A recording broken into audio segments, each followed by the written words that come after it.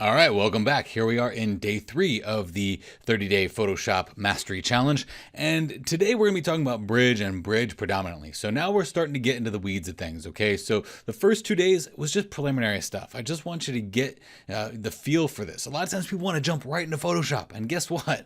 You're not going to succeed in Photoshop if you just jump right in. You need to take baby steps and you need to work your way into Photoshop instead of just diving full force right into it, okay? So in Bridge, I like Bridge a lot. Bridge, as we discussed in the last lesson in day 2, Bridge is basically a window into where the images are on my computer and the folder structure that I create on my computer. So one of the places that I put all of my stuff is in this folder called the dated photography folder. So I'm just going to show you how this works. If I go over to that folder that is here in my version of Windows, you'll see that all of these folders here are going to match exactly to the folders that we see in Bridge. So if I open up Bridge, the first one is Snow in the Backyard from 2019, and there's Snow in the Backyard. Any changes that happen in that drive and any folders that are added or any images that are added are right here in Bridge, and they happen in real time. This isn't an import-export thing like Lightroom. This is whatever's in there, it's going to see, and it's going to give you a preview of it. So if I double-click on this folder that says Snow in the Backyard, this is going to show me all of the images that were taken of the beautiful oak tree that I have in my backyard with snow on it. Hence the name Snow in Backyard. So I named it that. This is the way I like to do my file and my folder structure. So the way I work this is if I take pictures, let's say I take those pictures today. It's 2019, it's December 3rd, okay? December 3rd, 2019. The way I'm going to word that is 2019 1203, and then whatever I shot. So today I took some pictures of some old pictures, some old antique pictures actually. So I would title that 2019 1203 old pictures. That way I know that I have a folder that what's in that folder is old pictures. So if I go to my dated photography folder, you'll see that I've got Valley View here. So I know that's from Yosemite. This is Cathedral Beach. I know that's from Yosemite. If I double click this one, Half Dome and Lower Yosemite Fall, it's from Yosemite, and it shows me all the pictures that are there in that folder. The other reason why I really like Bridge, not just because it's a window into the folder structure that I have of my computer, it's also fully modular.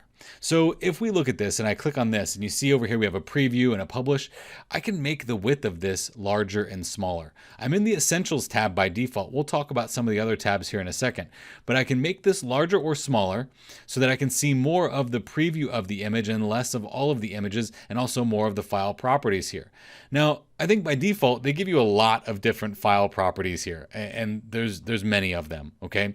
And I don't need to see all of that in here. So here's a really cool thing. If you go to Edit and you go to Preferences, right here, the first thing in metadata. So if we go to General, there's other things that we can see here. I can see I have my favorite folders that are selected. I'll show you how to make a folder in a little bit. We have some advanced stuff here. The advanced cache management, these are things that I don't really pay too much attention to while I'm in here. The main things that I'm going to be looking at in here are the interface. Do I want this to be a lighter interface, a brighter interface? Wow, that's even hurting my eyes. I like the darker interface. I think it allows me to see my images better. And then you can change the backdrop that's happening behind the images here as well. So you can see that that changes there. And that looks actually pretty cool in the darker way there. I might actually just keep it there. We can change our text size here so it's smaller or larger depending on your eyesight. The older I get, the more I'm starting to see that I want these to be bigger. Okay. Now let's look at this metadata one. So over here where you see file properties, you can see that this matches what's happening here. So right here it says preserved file name. I don't have anything there, so I don't need to see that. Document type. This is a camera raw image. Do I need to see that? Maybe if it's a PSD or a JPEG or something like that. Application, maybe. Date created, date file created, date modified. I probably only want to see the date that was created, so, and then maybe when it was modified last. File size is always good to know. Dimensions are good to know. I don't necessarily need to know that in inches or in centimeters. Resolution, maybe sometimes, but I'm not even seeing anything over here for this raw file, so I'm going to take that resolution off. Bit depth is good to know, whether that's an 8-bit or 16-bit image. Color mode is good to know as well, and if it has any color profiling in it. Now, you can make these larger and smaller here, and you can decide what's going to show up in the EXIF data. So watch what happens when we press OK. Just move on here. I'll press OK, and you'll see that some of these disappear, which can start freeing up your workspace here. This whole interface is kind of like drag and drop and build it as you want it to be. So if I right click on this preview and I say close preview, you might say, oh, it's gone. What's happened? Well, if I go to window and I go to preview panel, you'll see that that's where the preview panel was. But let's say I want the preview panel to be down here. I can just move it. And now the preview panel is down here next to the keywords and the metadata. Now, I prefer to have that up here like this, next to the publish button here. If I'm going to use publish, that's great. You can actually publish right to your Adobe portfolio right from Bridge if you wanted to, so that you can be populating your website right from Bridge, which is a really nice capability. So I'll just keep that on preview because I like the way that this is set up. One of the things that I like here is I like to have my favorite folders listed over here and my regular folders that are all over my PC listed over here. Okay, so this is folder navigation as to where it looks on my PC and where these things are on my PC. So if I scroll down to here, let's say I really like this trip that I took to Yosemite and I wanted to make this a favorite so it's easier for me to find. I can right click it and I can say add to favorites. And when I add that to my favorites, you're going to see that now here at the bottom, I have that folder for this Half Dome and Lower Yosemite. If I don't want to be a favorite anymore, I can right click it and say remove from favorites. These are two that I don't necessarily need to have in here anymore. So I can right click and say remove from favorites. So I'll go back to my dated folder here. This is my dated photography folder. This is where I keep everything from, all of the most recent things that I'm shooting. When we click on one of these, so let's open up this one that says tunnel view, just to see the different interface and layout that we have here. There's different ways that we can set up our bridge, and I like to have my film strip view right next to my essentials. So all you got to do is click and hold on these and drag them and move them around. Now, the ones that I don't typically use very often are output, metadata, library, and keywords. They're just things that I don't typically use very much of. But I do use the essentials and the film strips quite a bit.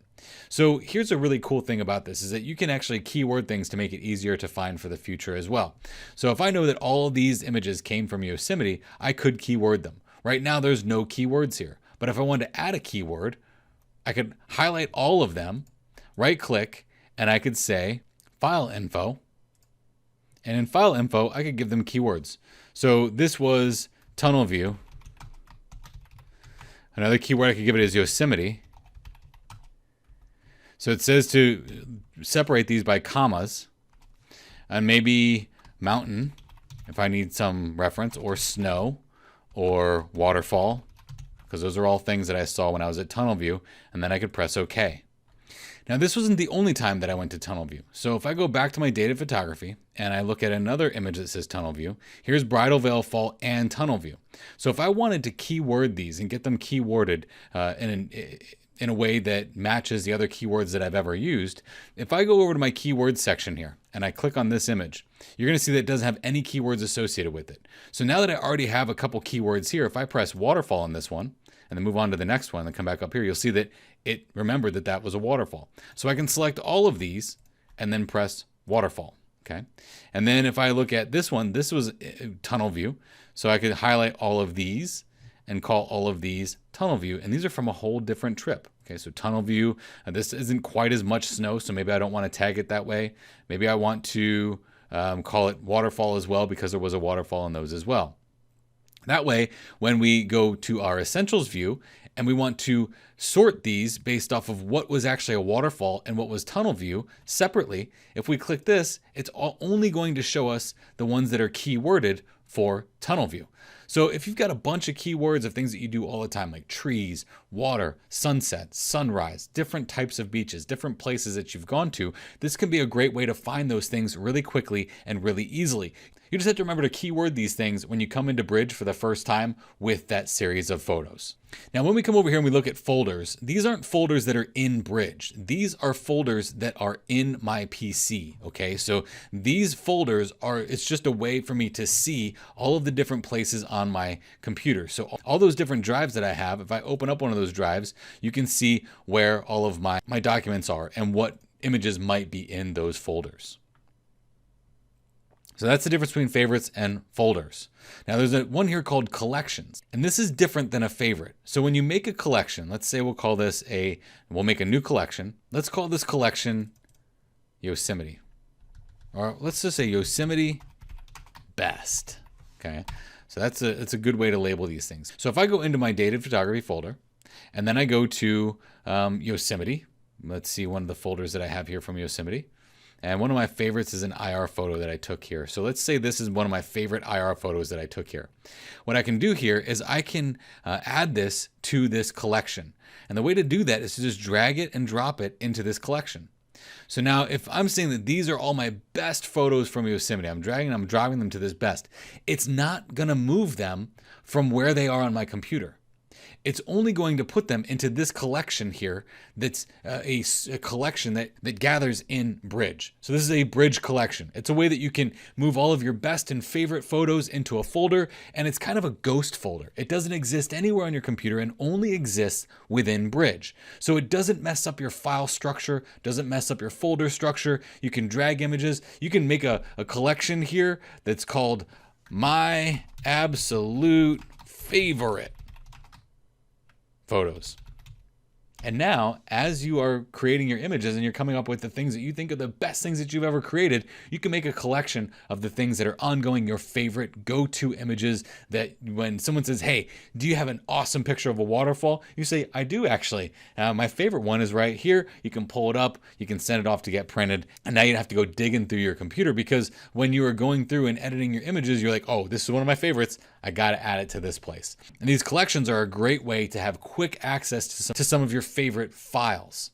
Now this favorites section here, this is a favorites of folders that exist on your computer. These are collections or things that are your favorite photos that you find as you edit your photos. You drag them and drop them into here. It becomes a ghost folder within Bridge to just have quick access to your favorite files. It's not going to move them from where they exist on your computer to anywhere other than this ghost place. Basically what this is doing is it's creating a shortcut. All it's doing is creating a shortcut. It's not making a duplicate of your image. It's making a shortcut. It's saying this person liked this photo. Well, that photo actually existed over in this place. If you look right here, it says located in My Docs 1, photographs, photos, dated photography, blah, blah, blah, blah, blah. That could be a long thing to try and remember. So here it's actually even telling you where you would need to go in order to find this photo as well. So it becomes basically a grouping of shortcuts. If you ever put a shortcut to one of your favorite applications on your desktop, that's what you're doing here. You're just creating a shortcut to a file that you find to be one of your favorites.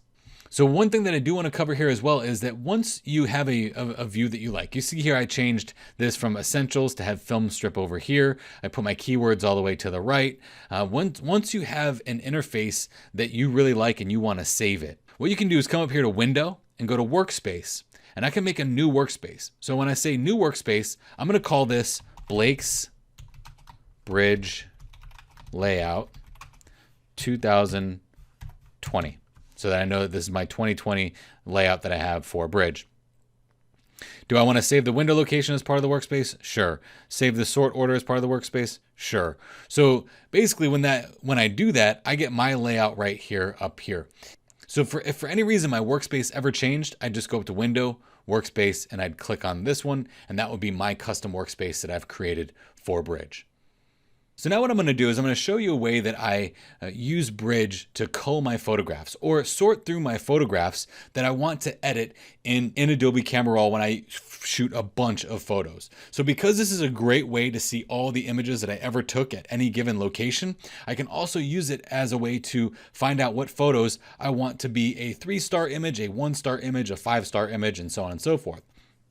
So when I go on a photo shoot or do any type of photo shoot, this you'll see is of my son. He plays football. So these are all the shots from their game. What I do here is I started out in the Essentials tab here that we have here. I'm going to go over to the film strip though. And here is where I'm going to start looking at the photos that I want to edit. Now I've already edited all of these photos, but I'm going to show you how this process works. So if you press the Control 1 button Control or Command and 1, Control or Command and 2, Control Command 3, 4, or 5, it's going to give you that respective amount of stars on this image. So if I hop back over to the Essentials tab, you'll see that these are all 2-star images. These are basically images that passed the 1-star mark. So if I go over here to Filter, I can filter these by any images that don't have any ratings. There's only one that doesn't have any ratings, and it's this folder actually, because it's not rated. It's a folder of the JPEGs from that shoot. So here's how I like to cull these photographs. These already have 2 stars. So what I'm going to do is I'm going to press this one and press Control 3. Okay. So now that I have that as Control 3, I know that this is a 3-star image. That means it's past the cull. It's not going to get deleted. So what I want to do is I want to filter all of these images by the 2-star ones. Or if they didn't have any rating at all, I would want to filter them by no rating. And quite frankly, what we can do here is if I selected all of these images and press Control 0, I'm going to take the rating off of all of them so you can actually see how I do this in a practical way, okay? So right now, these have absolutely no ratings on them whatsoever. So if I was going to cull this series of photographs, what I would do is I would start by, I would give this a rating. I'd say, okay, this is a good photo. I'm going to process this one. How about Control 3 on this one? So now what you'll see over here is that I have ratings. So if I press no ratings, it's going to make that one disappear. So if I come over here to my film strip and I want to look at these images and cull these images, what I'm going to do is I'm going to keep my fingers, I'm going to keep my pinky, my right pinky on the right arrow key. I'm going to keep my right index finger on the Control or Command key. I'm going to keep my left finger on the 1, 2, 3, and 4 buttons. So as I look at these images, I'm going to say, okay, I want to edit this one, Control 3. Well, it's going to disappear. Did it disappear? Did it go away? No. What I've filtered here in this film strip is all the images that are not a 3-star image. So Control 3, I want to edit this one, Control 3, Control 3, Control 3, Control 3, Control 3, I like that one, Control 3, this one's pretty cool, Control 3, Control 3, this one, I don't know why I chose that one, so Control 2, it's not going to make the cull, Control 3, Control 3, this one, I like that, he's going after this guy, Control 3, and then if I go over to this one, it's not that great, it's showing like a hodgepodge of kids jumping on each other, Control 2, Control 3, this one, again, bunch of kids standing around, Control 2. I like this because I can see number 98. He's a beast. He was always taking kids down. We called him Big Nick. Control 3. Control 3. I like that. Cade Fowler, probably the best quarterback in the 3rd grade. Control 3. Actually, this team went undefeated and was the 2nd place 3rd grade team in all of Missouri. So let's see. Control 3. Control 3. Cade Fowler running Control 3. So then let's just go back here and essentially let's just say that I went through all of these photos and I already culled all of them. What I would do here is I would go to the ones that have a 2-star rating and then uncheck this. So these ones that are all 2 stars, I don't really like them that much. I can either delete them or just leave them in there. But it's a way for me to process out and filter out what images are the best and which images are just they're all right. I don't necessarily need to process these ones. Let's just look at the Control 3 or the 3-star images first. Now, I very rarely give things a 5-star image. Most of my portfolio pieces, I just give 4 stars. That way it gives me room so that when I do get that epic, oh my gosh, this is the greatest photo ever, it's going to be a 5-star photo. A 3-star photo is just something that I want to end up eventually editing. So I did end up editing all of these photos of these kids. So I could actually go to this no rating here. And let's say, because these all had no ratings and I did end up editing them and I want to stay true to my editing process here, I'm going to press and hold Shift and then press Control 3 on all of them. And then they'll all get that 3-star rating.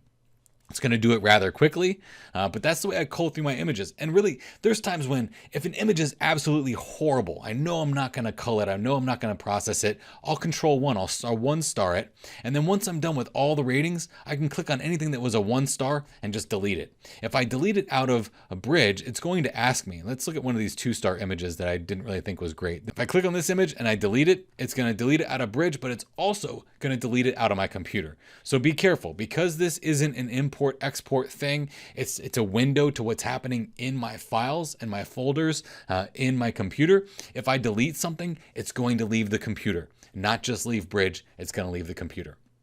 So then if I wanted to edit something, all I have to do is click on one of those files, double click it, and it's going to open up an Adobe Camera Raw.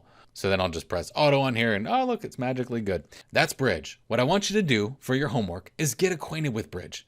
If you're a strict Lightroom user and you're saying, Blake, nope, I'm not going to get acquainted with Bridge, we can just say that, okay, cool, you're going to use Lightroom, I'm going to use Bridge. While I do these tutorials and show you these things, I'm going to be doing it through Bridge and Adobe Camera Raw. If you want to use Lightroom, you're more than welcome to. Okay, there's nothing wrong with that. Lightroom and Bridge are essentially the same thing. They're just a way that you can look at the photos in a nice, pretty way, like a card catalog or a folder of photos. If you have no desire to use Bridge, great, that's awesome. But what you probably could learn from this video is the way I cull my images with Bridge and use that same kind of culling concept over in Lightroom if that's what you'd like to do. The thing about culling photos and organization is it's a strictly personal thing. Everyone does things differently when they organize their photos. Everyone does something different when they star their photos or they mark them for editing. I'm not going to get in the way of your process. All I'm going to do is give you an idea of how I do it so that you can get acquainted with that. If you want to adopt it, great. If you don't, I completely understand. This is a very personal thing. But just get acquainted with Bridge. Make yourself a workspace. That's your homework. In tomorrow's lesson, we're going to jump into Adobe Camera Raw, which is one of my absolute favorite editing programs on the planet. I can't wait to show you all the great things that it's going to do for your raw photos.